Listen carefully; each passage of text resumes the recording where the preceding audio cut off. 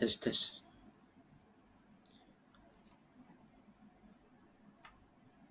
Cobaan suara. Bismillahirrahmanirrahim.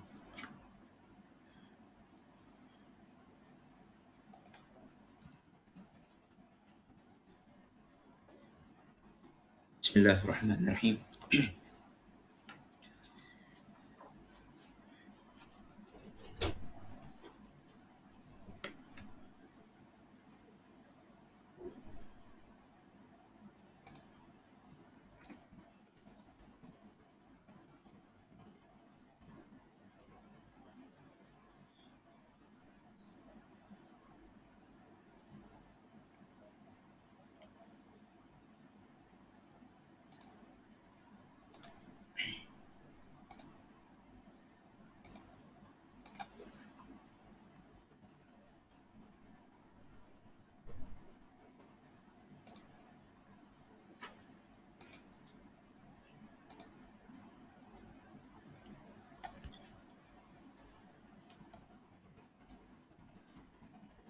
Bismillahirrahmanirrahim. Yes, cobaan suara.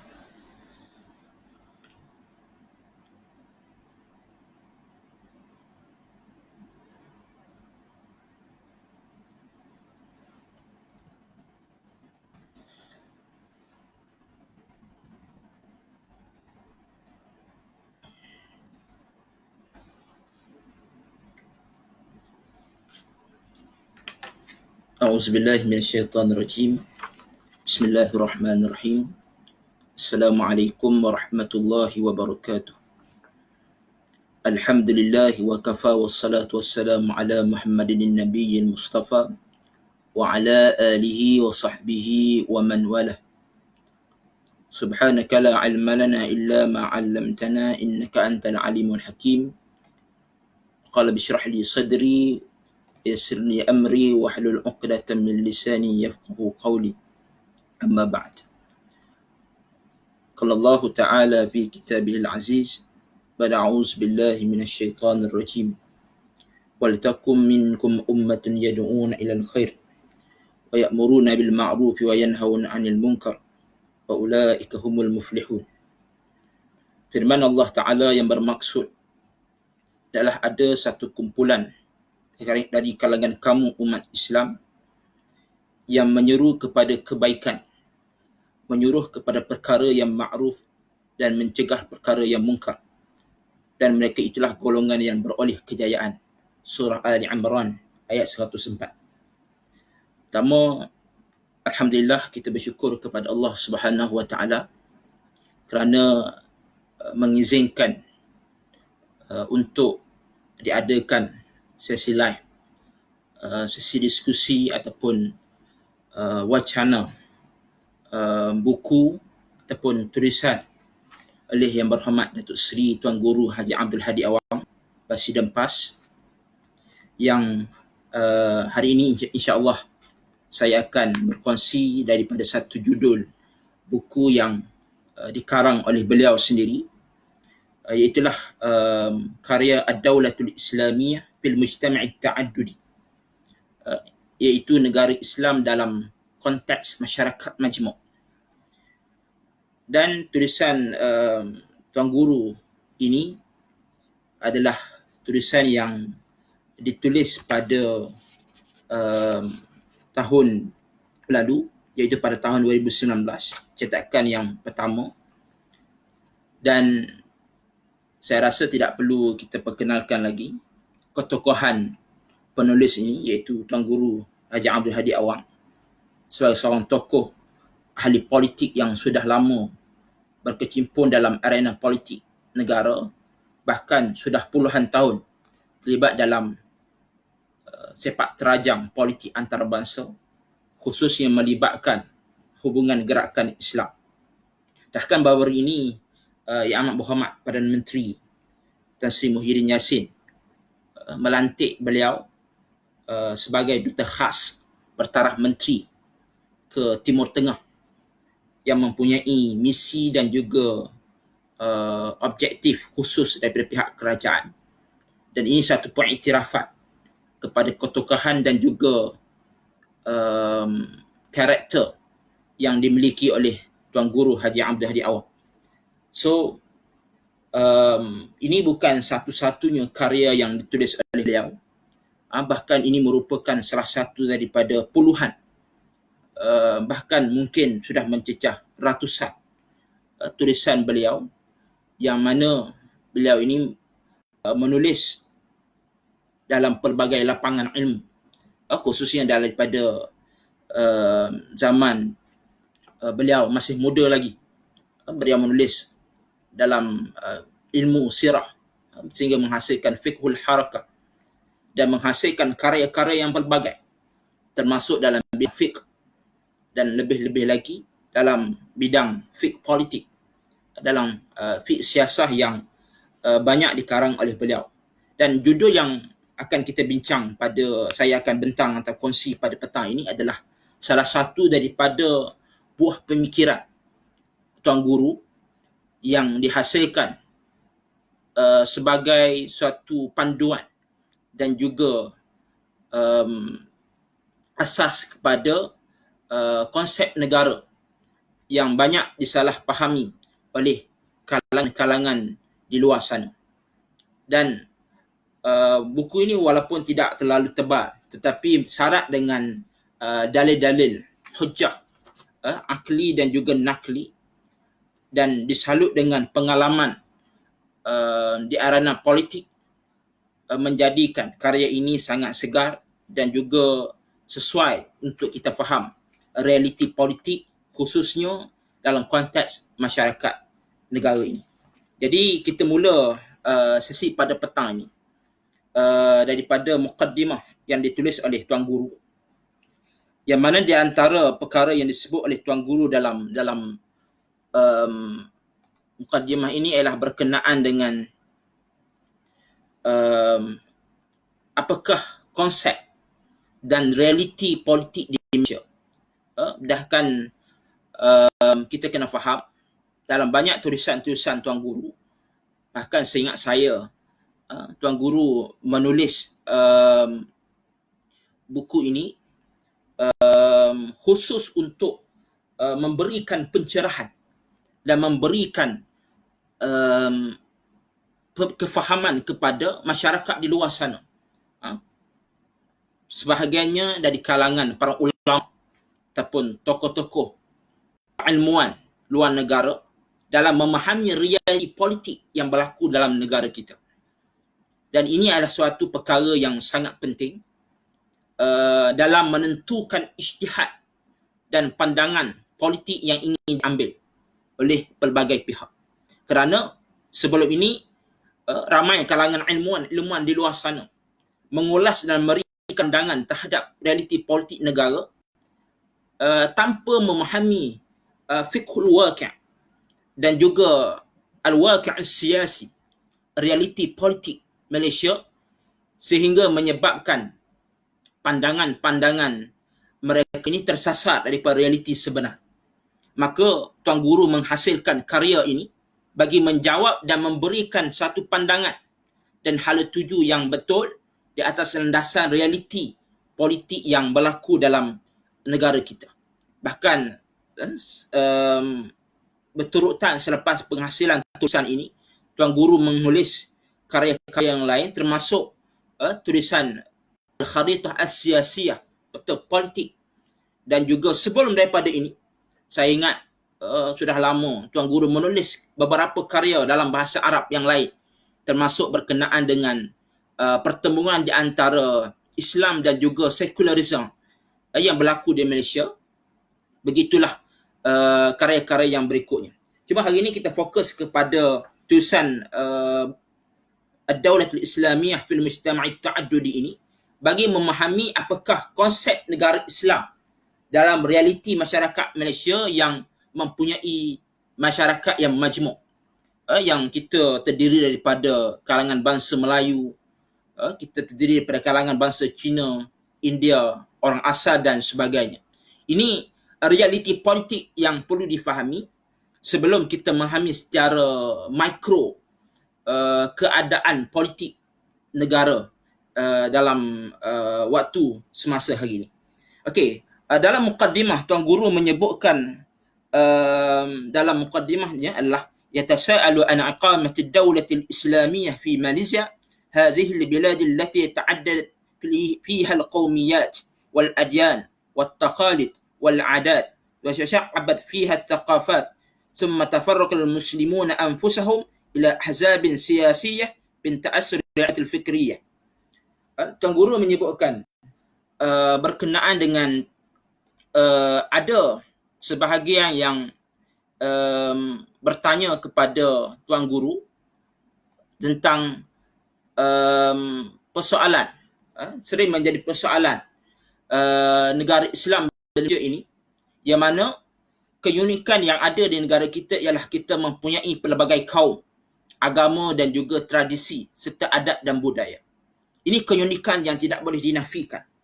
Sebagaimana yang kita boleh lihat dalam negara Islam yang ada pada zaman Nabi sallallahu alaihi wasallam, apabila di negara Madinah Al-Munawwarah itu yang dibentuk masyarakat madaninya yang terdiri daripada pelbagai kaum, termasuk di kalangan Ansar dan Muhajirin, juga kalangan Yahudi daripada 3 puak yang terbesar, iaitu Yahudi Bani Quraizah, Yahudi Bani An-Nadir dan juga Qainuqa.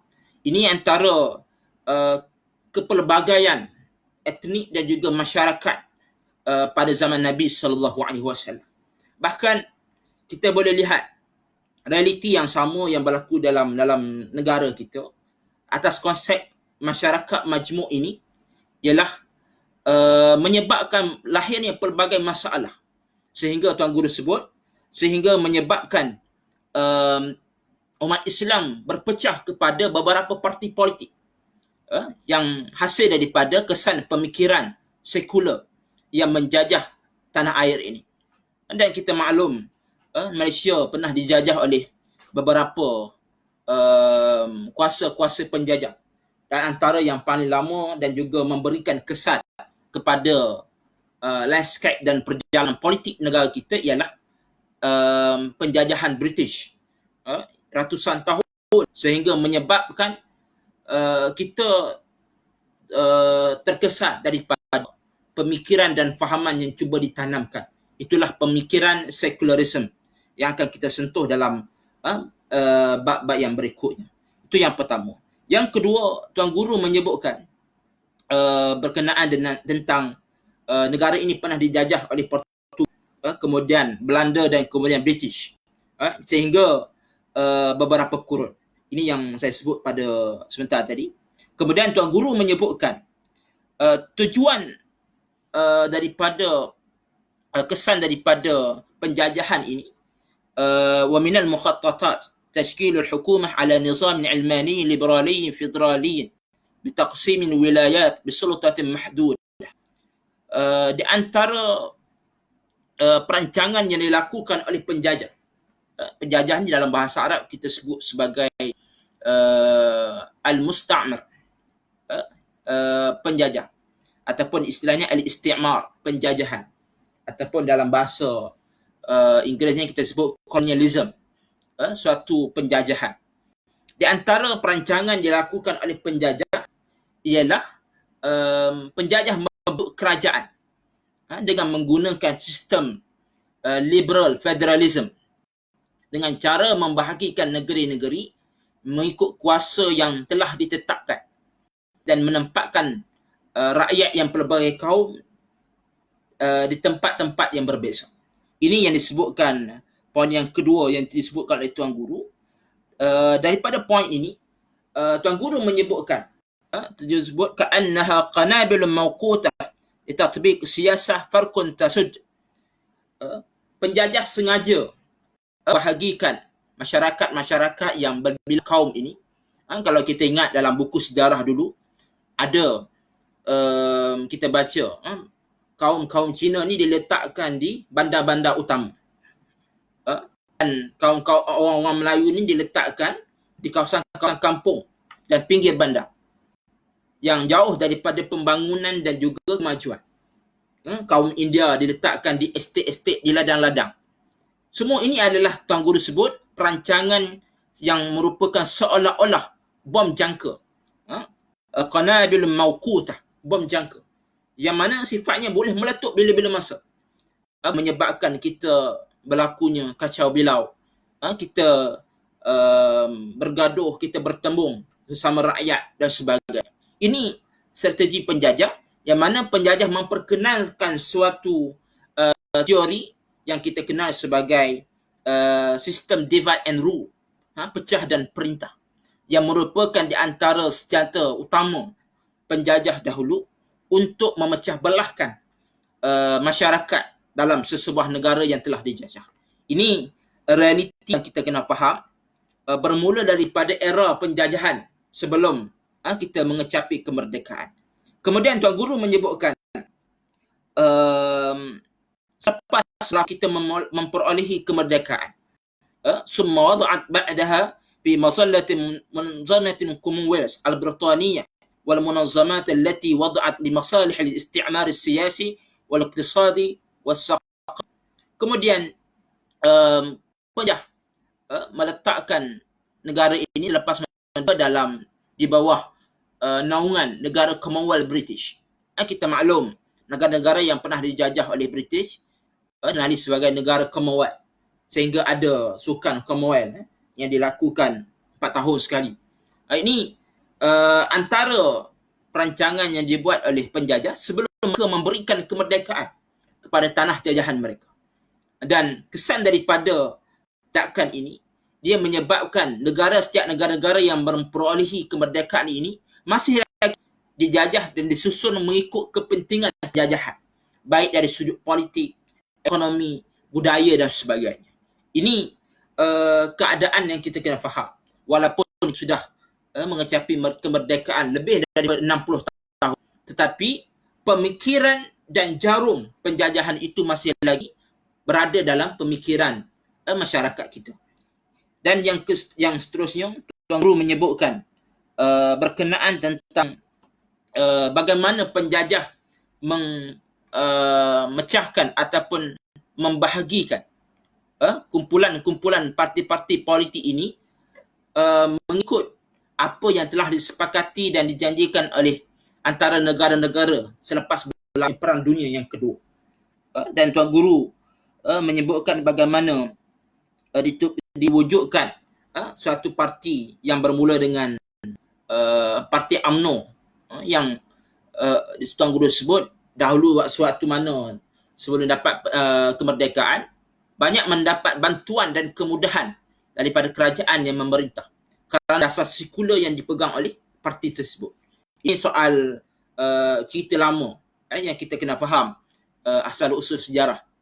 Soal hari ini realiti politik hari semasa ni cerita lain yang perlukan sesi pencerahan dan juga diskusi yang lain. Dan Tuan Guru menyebutkan bagaimana penjajah memecahkan, membahagikan parti-parti politik kepada parti berasaskan kaum.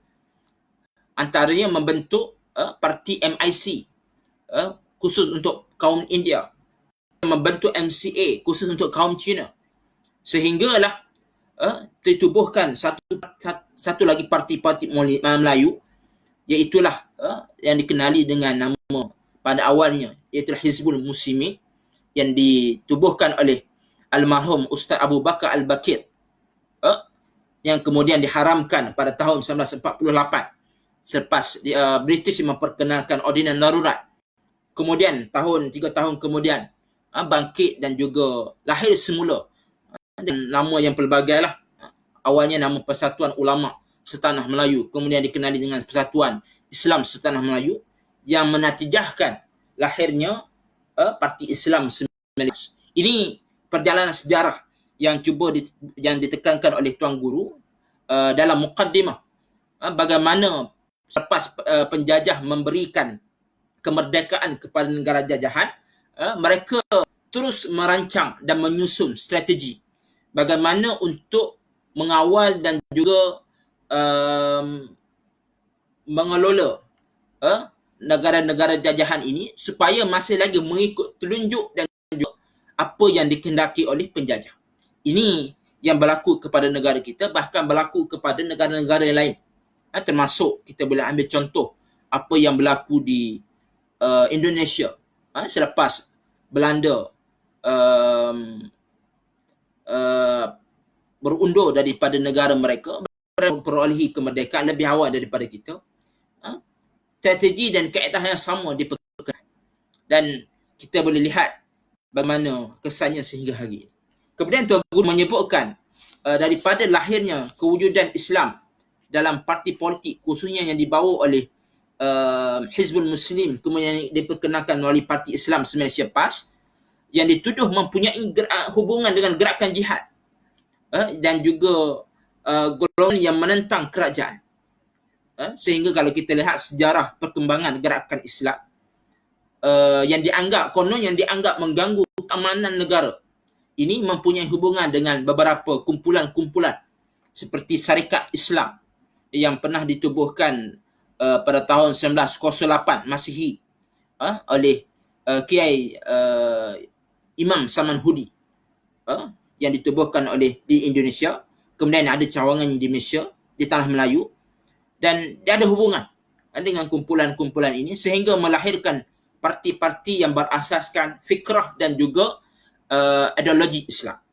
Kemudian Tuan Guru menyebutkan selepas daripada lahir kumpulan-kumpulan parti politik yang demikian, Tuan Guru menyebutkan tentang bagaimana kumpulan-kumpulan Islam ini dia mempunyai suatu kesan pengaruh pemikiran daripada gerakan-gerakan islah dan tajdid daripada seluruh dunia, antara yang dipelopori oleh Syekh Jamaluddin Al-Afghani, kemudian disambung oleh muridnya Syekh Muhammad Abdu, dan kemudian disambung lagi oleh anak muridnya iaitu Syekh Rashid Ridha, dan juga kemudian berterusan sehinggalah lahir Syahid Iman Hasan Al-Banna dan menubuhkan Ikhwanul Muslimun di Mesir, di Iskandaria di Mesir pada tahun 1928. Dan rangkaian hubungan gerakan Islam ini memberikan sedikit sebanyak impak kesan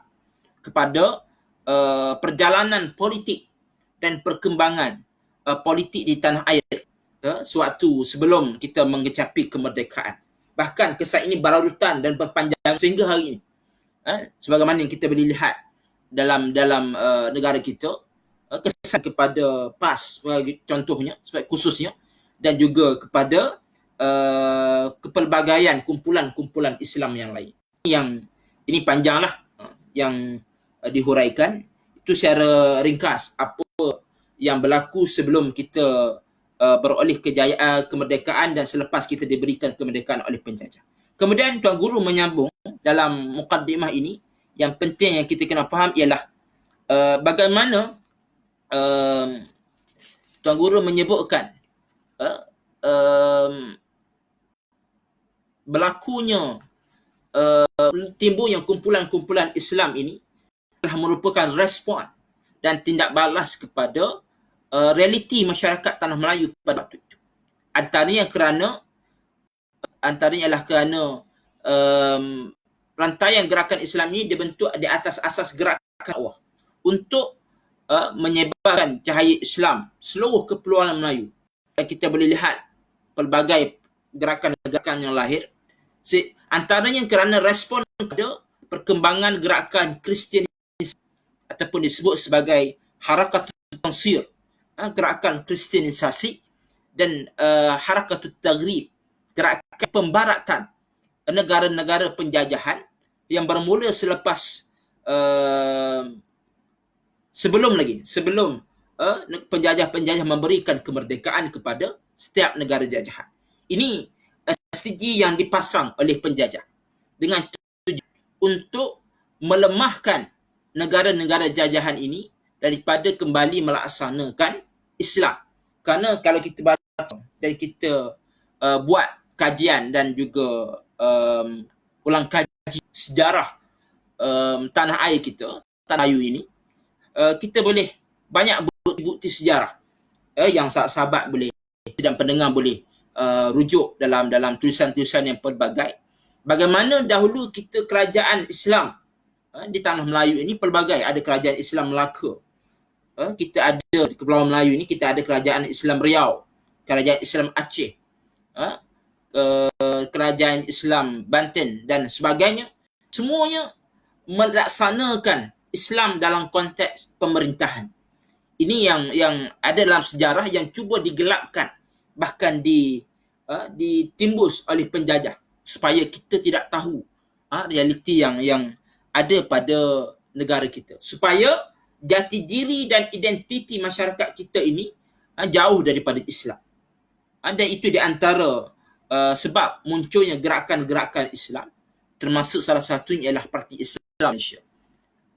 Dan pada peringkat awal kita boleh lihat bagaimana penting peringkat awal ini, kemunculan parti-parti politik ini berasaskan bangsa dan juga berasaskan Islam ini membuktikan bagaimana dahulu kita boleh lihat negara kita ini menghadapi pelbagai cabaran. Sebelum merdeka kita pernah bersama dengan UMNO dalam menentang Malayan Union yang cuba diperkenalkan oleh British. Ini banyak perkara-perkara yang saya tidak sempat untuk disebutkan pada hari ini. Cuma secara ringkasnya dalam mukaddimah ini, Tuan Guru meletakkan beberapa noktah penting. Yang pertama ialah realiti negara ini, negara Malaysia, sebelum daripada kemerdekaan. Itu satu noktah yang pertama. Yang kedua ialah realiti negara Malaysia selepas memperolehi kemerdekaan. Ini dua perkara yang kita kena faham, kerana catatan-catatan sejarah yang berlaku sebelum dan selepas sejurus daripada kemerdekaan Malaysia ataupun Tanah Melayu sangat penting dan sangat signifikan dalam kita memahami perkembangan politik selepas daripada itu. Dan kemudian Tuan Guru menyebutkan dalam pergan terakhir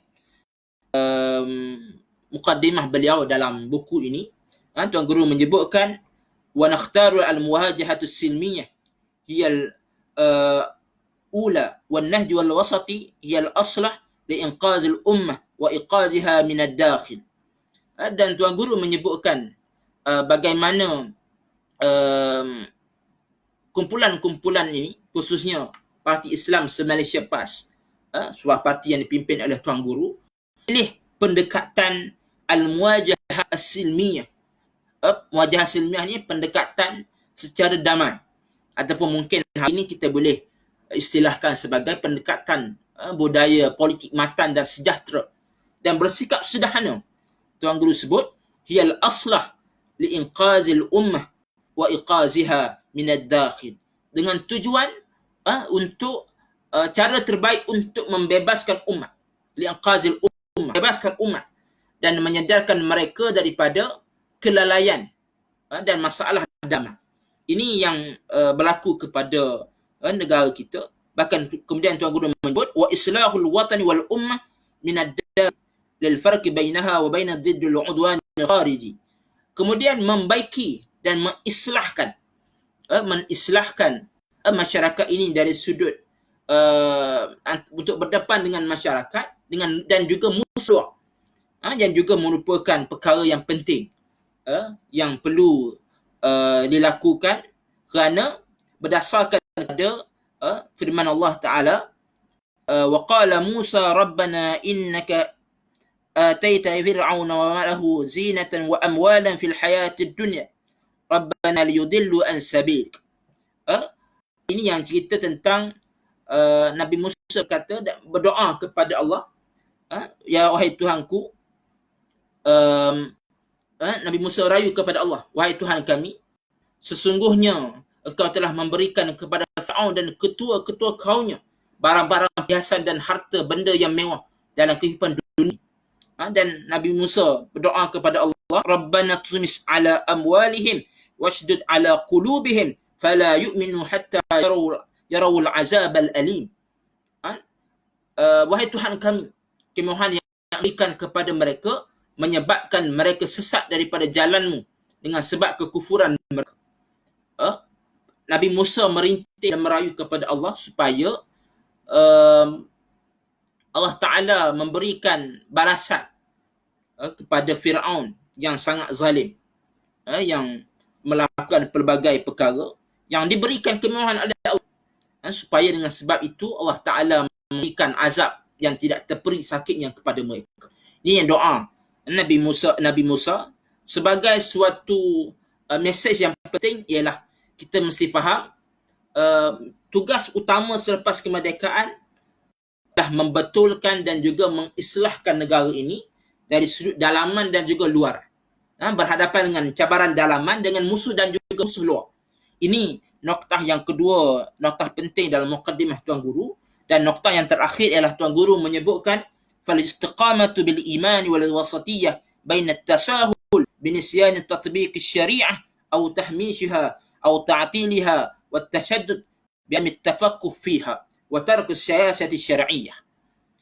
Tuan Guru menyebutkan dan istiqamah dengan keimanan, dengan beriman kepada konsep Islam, iaitu konsep wasatiyah, yang kita berada di antara golongan yang tasahul, golongan yang terlalu bermudah-mudah sehingga mengabaikan panaan syariat Islam, ataupun mengenepikannya ataupun meremehkannya.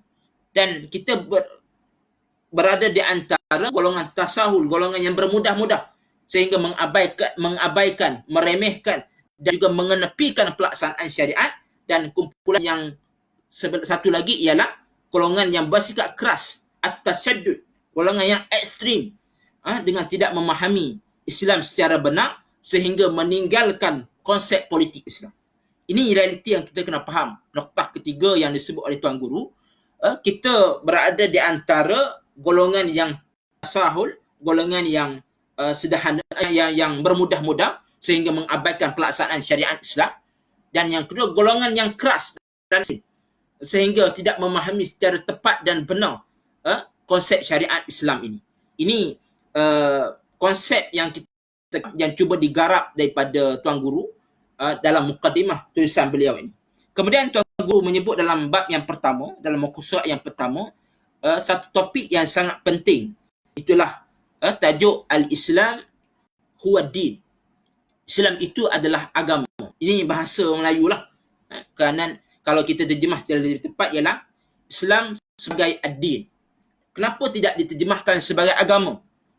Tuan Guru menyebutkan dalam bab yang pertama ini, fal islamu laysa ka ghairihi min al-adyan wan nazariyat al-ma'rufah 'inda an-nas hawla al-'alam li'anna kalimat ad-din min haythu lughati al-Quran yashmulu kull al-umur al-muta'alliqah bil insan ala hasabi fitratihi allati fatara an-nas 'alayha.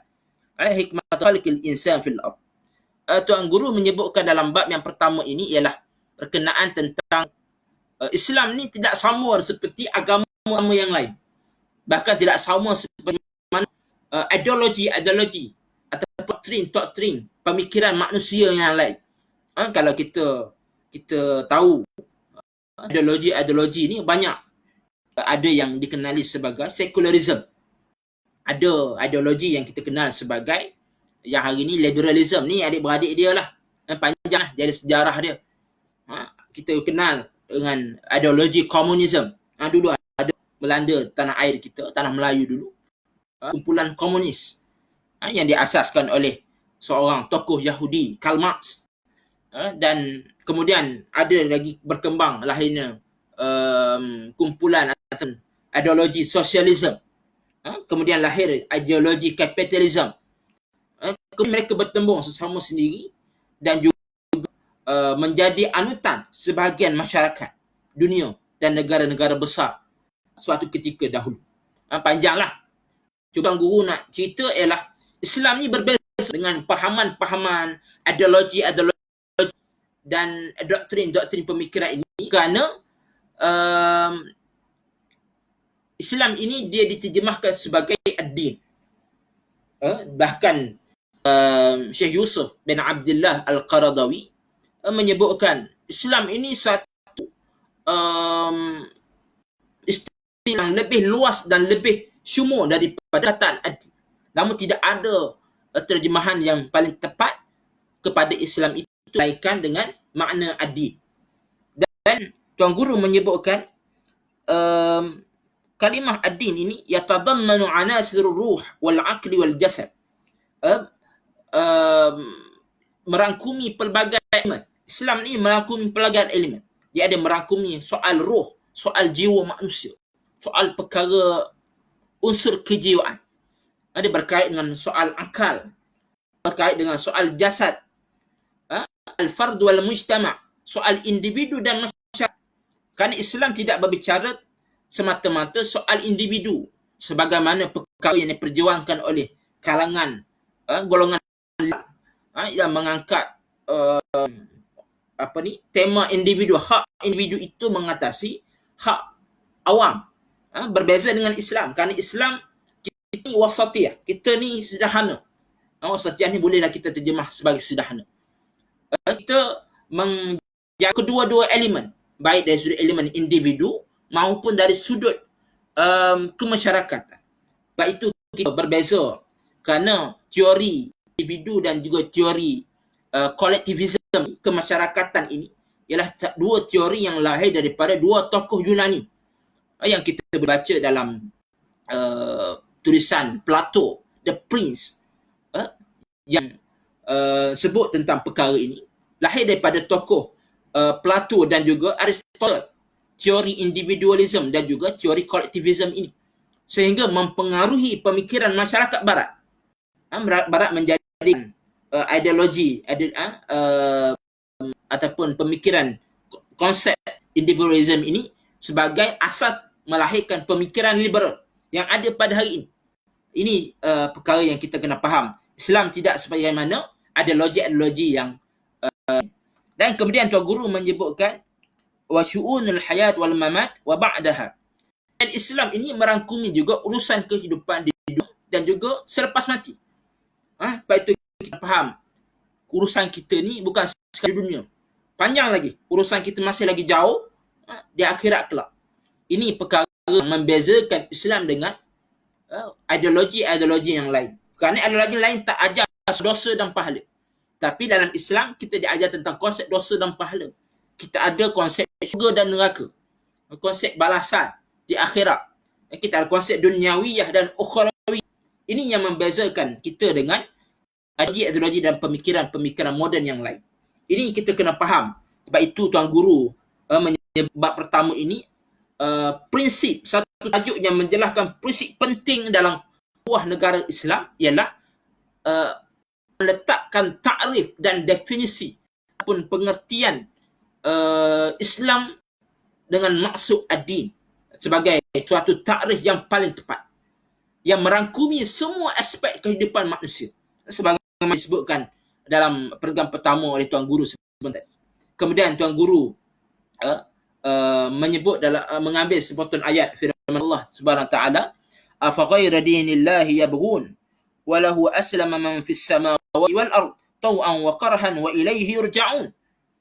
Patutkah sesudah mengakui dan menerima perjanjian mereka mencari selain daripada agama Allah Subhanahu wa taala, padahal kepadanya sahajalah kita tunduk dan taat sekalian makhluk yang ada di langit dan di bumi, sama ada dengan tau'an, sama ada dengan sukarela ataupun dengan secara terpaksa, dan kepadanya sajalah mereka dikembalikan.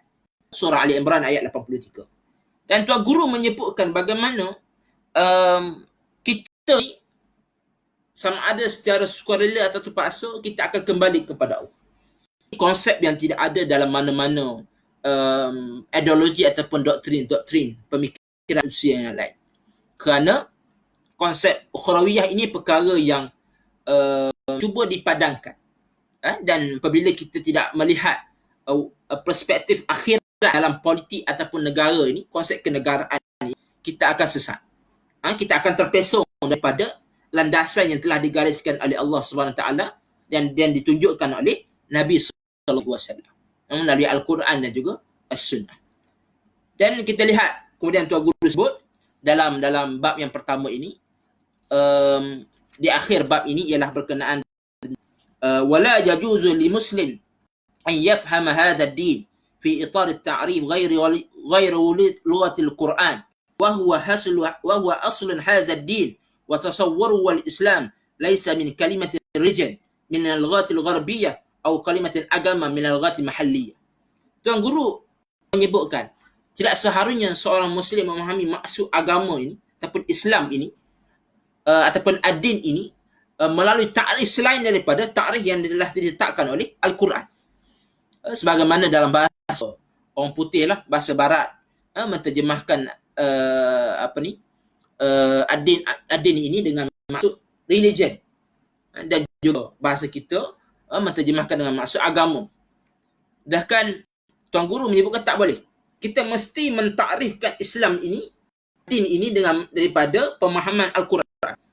Menarik perkara ini, saya nak bawa apa yang pernah disebut oleh seorang tokoh kebetulan yang baru meninggal. Seingatnya bulan lepas. Iaitu tokoh iaitulah almarhum Dr. Muhammad Imarah. Dr. Muhammad Imarah banyak dalam beberapa karya beliau. Beliau dalam satu karyanya menceritakan tentang perang istilah ataupun pertembungan Islam dan juga perang istilah. Kerana di antara strategi barat nak meracuni pemikiran umat Islam ialah menimbulkan dan juga melahirkan istilah-istilah yang baru. Sehingga kita gagal memahami istilah-istilah agama ini secara tepat. Baik itu sebut, nak faham istilah ad-din mesti refer kepada Al-Quran.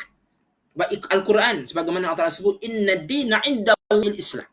Sesungguhnya ad-din, agama sisi Allah Ta'ala itu ialah Islam. Dijelaskan dalam banyak ayat-ayat yang lain, bahkan dalam hadis-hadis Nabi, berkenaan tentang bagaimana konsep ad-din itu dalam bentuk realiti. Dan benda ni kita boleh lihat secara realiti dalam sunnah yang dibawa oleh Nabi SAW dan dalam banyak perkara-perkara yang akan dijelaskan dalam bab-bab yang berikutnya. Itu di antara poin yang disebut oleh Tuan Guru dalam bab yang pertama, iaitulah Islam sebagai ad-din. Kemudian Tuan Guru menyambung dalam bab yang berikutnya berkenaan tentang konsep agama dan juga negara. Dan ini suatu bab yang juga sangat penting, agama dan negara ini, dan dia agak terperinci, dihuraikan oleh Tuan Guru dalam bab yang kedua ini. Dan saya rasa untuk hari ini cukup sekadar itu sahaja. Dan insyaAllah dalam siri-siri yang akan datang, dalam minggu insyaAllah pada waktu yang sama, kita akan jam 3:30 petang setiap Selasa, saya akan berkongsi tentang dapatan ataupun perkongsian daripada karya Tuan Guru Presiden ini. Karya yang sangat menarik, dan insyaAllah depan kita akan sambung dalam bab yang muka surat 3 dan bab-bab yang berikutnya insyaAllah. Dan diberikan kelapangan insyaAllah kita sama meruangkan masa dan mengambil manfaat daripada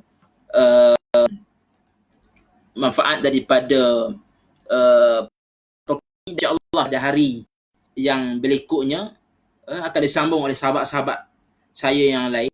Semalam sudah mula perkongsian ini dengan saudara Saiful Mujahid, dan insyaAllah akan disambung pada hari-hari berikutnya dengan tulisan-tulisan dan karya-karya Tuan Guru yang lain, yang insyaAllah mudah-mudahan dapat memberikan pencerahan ilmu dan juga semangat kepada kita untuk menambah ilmu kita. Lebih-lebih lagi kita memanfaatkan tulisan seorang tokoh yang Masya Allah hebat, dan seorang ulama yang saleh yang masih ada lagi, masih orang batang tubuhnya masih hidup lagi, dan kita mudah-mudahan nafa'ana bi ulumihi fid darain amin. Mudah-mudahan Allah Ta'ala memberikan manfaat kepada penulis dan juga mereka yang membaca karya-karya beliau di dunia dan juga di akhirat, mudah-mudahan insya-Allah. Dan insya-Allah kita jumpa siri yang akan datang, dan kalau ada sebarang persoalan nanti kita akan jawablah dalam siri-siri yang akan datang. InsyaAllah kita sambung sesi yang akan datang. Wallahu a'lam. أقول قولي هذا أستغفر الله العظيم لي ولكم. السلام عليكم ورحمة الله تعالى وبركاته.